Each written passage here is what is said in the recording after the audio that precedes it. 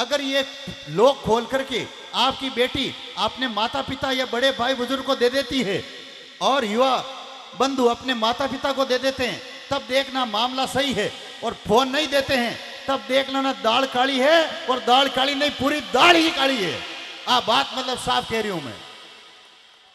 हाँ, तब देख लेना आपकी बेटी आपको गुमराह कर रही है और किराए के कमरे के अंदर रह करके लिव रिश्ते से या किसी भी रिश्ते से उस लड़के के साथ रह रही है और एक दिन आपका काला मुंह करवाएगी। इसको आप देख लेना, आप कहां कहां जाएंगे। तो बात थोड़ी कड़वी जरूर है, लेकिन समझना मेरी बात को।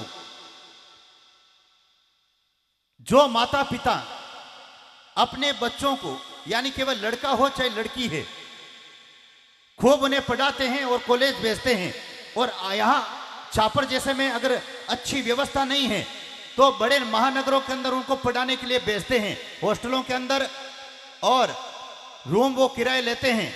लेकिन वहां आपकी एक गलती है, वहां आपके बच्चे बिगड़ते हैं। ये मेरे को इससे बहुत अच्छा नॉलेज है। इसलिए नॉलेज है कि मेरे पास में रोजाना सैकड़ों लड़के आते हैं, बहुत सारे मेरे फैन हैं लाखों की संख्या के अंदर। मैंने उनके पास में रहकर के उनकी चीज को नोट किया है। वो आप लोगों को जो खरी कमाई है, खेतों में काम करते हैं, मेहनत से काम करते हैं, लेकिन आपकी बेटी सही है, बेटा सही है, लेकिन वहां जाकर के मारवाड़ी में एक कहावत है, काला कने धोड़ो बैठे, रंग नहीं तो लखन तो आवई है। तो बयान का मतलब है महानगर के मायने जार बिगड़े और आपकी लड़की है चाहे लड़को, तो मिन टाइम का माने एक चीज देख जो आप, माँ बाप कट जाए लड़की कने, माँ बाप कट जाए लड़का कने, तो उन टाइम के मायने मतलब वो चेंज को जो सौंपड़ो है वो गड़बड़ करा रही है। बी टाइम के मायने आपकी बेटी ने तो पूछो, बेटी ये थोड़ा फोन देना, चेक करना आप उस फोन को, बेटे थोड़ा ये फोन देना।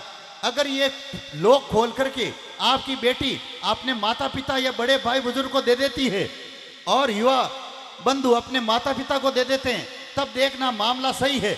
और फोन नहीं देते हैं तब देख लेना दाल काली है, और दाल काली नहीं पूरी दाल ही काली है। बात मतलब साफ कह रही हूं मैं।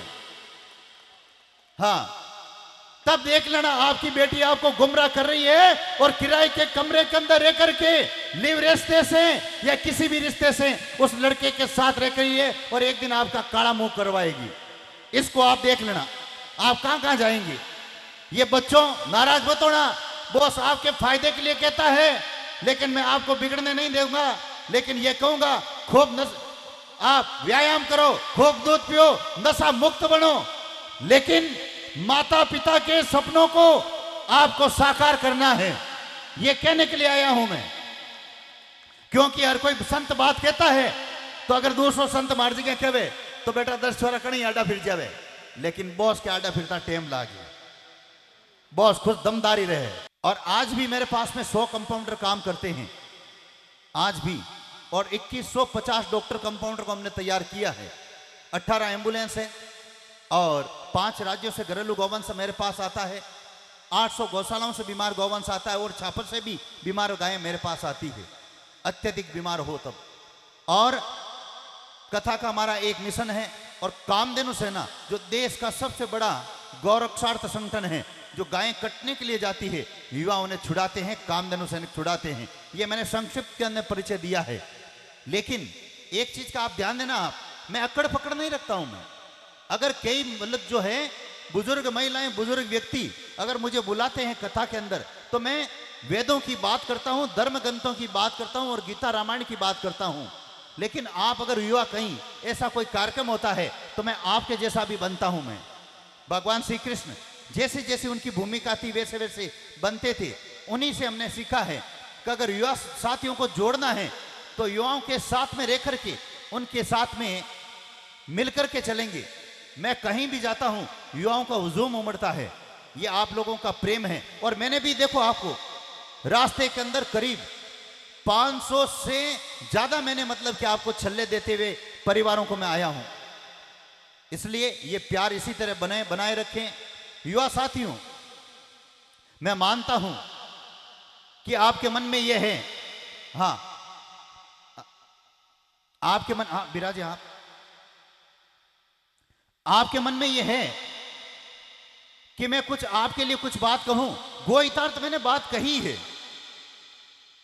लेकिन आपके हिसाब से भी आप सुनना चाहते हैं, ये मैं थोड़ा समझ रहा हूं। क्या मैं अपनी वाणी को विराम दूं या थोड़ा बोलूं? तो मैं आवाज नहीं है ये, तो मैं अपनी वाणी को विराम देता हूं। चलते हैं पुनः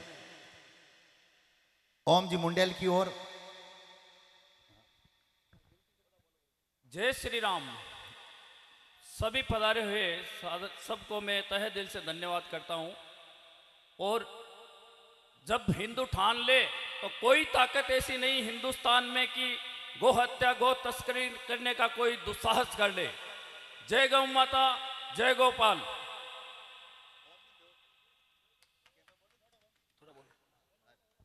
ओम जी की हार्दिक इच्छा है। हाँ नहीं लेट हो जाएगी मेरे। तो छापर के युवा थोड़ा घबरा रहे हैं, खुल करके नहीं बोल रहे हैं। लेकिन युवा साथियों, एक चीज का ध्यान देना, अभी मैं उद्घोष भी करवाऊंगा, लेकिन माताओं से मैं निवेदन करता हूं, बुजुर्गों से निवेदन करता हूं, क्योंकि यहां पर काफी बिजनेसमैन और विद्वान लोग भी आए हैं। मेरे पास में प्रतिदिन विश्व स्तरीय गौ चिकित्सालय में करीब 2000 लोग आते हैं। 1000 लोग तो अंदर आकर के निरीक्षण करते हैं और 1000 लोग करीब बार मेरी सेवाओं का लाभ लेते हैं। मैंने अभी कुछ दिन पहले जरूरतमंद लोगों के लिए निःशुल्क भोजन की सुविधा की, जो मैंने आपको ये पुस्तक दी है, और 40 रुपए के अंदर घर जैसा भोजन अभी मैंने 20 दिन पहले शुरुआत करवाई है। मेरे शिष्य हैं सियाराम जी जाट, उनसे, और 75 रुपए के अंदर वीआईपी भोजन की शुरुआत की है। रोजाना की 500 थालियां लगती है। माताओं से निवेदन करूंगा, अब आप 1 मिनट बैठिए। आप 1 मिनट बैठिए। आप, मैंने माइक रख दिया, आप उठ गए, लेकिन मैंने माइक ले लिया। 1 मिनट विराजिए आप, मैं 2 मिनट में अपनी बात रखता हूं मैं। हाँ 1-2 कार्यकर्ता ध्यान देना। हाँ 1 मिनट में मैं अपनी वाणी विराम देता हूं, लेकिन एक चीज का ध्यान देना, कड़वी बात कौन कहता है? कड़वी बात कहता है माता पिता और गुरु। तो युवा साथियों, मेरे ऊपर आप नाराज मत होना, लेकिन बात खरी कहता हूं। आजकल जमाना, क्योंकि मेरे पास में सैकड़ों युवा आते हैं, आजकल मेरे साथ में सेल्फी लेना, फोटो लेना, ये युवाओं के अंदर क्रेज है। और अभी भी ये पास में खड़े हैं स्टेज पर, बार बार मतलब क्या फोटो ले रहे हैं, बार बार धीरे से आने की ऊपर कर रहे हैं, लेकिन यहाँ जो है बाउंसर भी लगे हुए हैं। इसलिए मैं अपनी वाणी को विराम देता हूं, और जिनकी रगों के अंदर भारत माता के प्रति प्यार है, वो दोनों हाथ उठा करके सोफे पर बैठे हैं, मंच पर बैठे हुए हैं। संगीत मंडली, पूज्य मातृशक्ति, युवा बंधु, बुजुर्ग गण, लेकिन जिस के हाथ नीचे हैं, जिस भैया के, जिस व्यक्ति का हाथ नीचे है, तब देख लेना वो पाकिस्तान का आदमी है। तो लीजिए दोनों हाथ खड़े करके, भारत माता की, भारत माता की, वंदे वंदे, इनकलाब इनकलाब। आपके हिसाब से मैंने माहौल को गर्म कर दिया है। मैं अपनी वाणी को विराम देता हूं। श्याम जी के लिए कुछ जोड़ी के अंदर और राशि आनी चाहिए। ओम जी से निवेदन करूंगा कि आप पुनः वापस उसी लाइन की ओर आगे बढ़ाइए। हाँ, मैं अपनी वाणी को विराम देता हूं। सबको जय श्री कृष्ण। बोले गौ माता की, गौ माता की, भारत माता की जय श्री राम। बहुत बहुत धन्यवाद पूरे छापर के युवाओं को, जिन्होंने गुरु जी का उद्बोधन हमने सुना। एक भजन के साथ इन भक्ति को आगे बढ़ा रहे हैं। अपने बीच में परम गाँव भक्त पुटिया राजा चाड़वास, एक बार भाई साहब खड़े हो जाए। पुटिया राजा, मैं गुरु जी से निवेदन करना चाहूंगा, एक बार आशीर्वचन। पुटिया राजा वो शख्स हैं जिनके साथ हजारों का युवा जन सैलाब रहता है। परम गौ भक्त, एक बार ताली बजाए पुटिया राजा भाई के लिए। पूरा भंडार, क्या बात।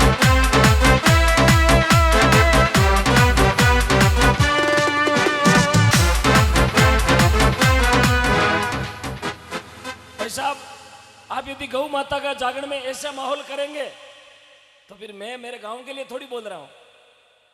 अरे मैं चाहता हूं कि मैं 2 घंटा पसीना करूं तो ये छापर की गौ माता को 3 साल कहीं भटकना नहीं पड़ेगा। आपसे हाथ जोड़ के विनती है, जहां आप खड़े हो वहीं बैठने का कष्ट करावे।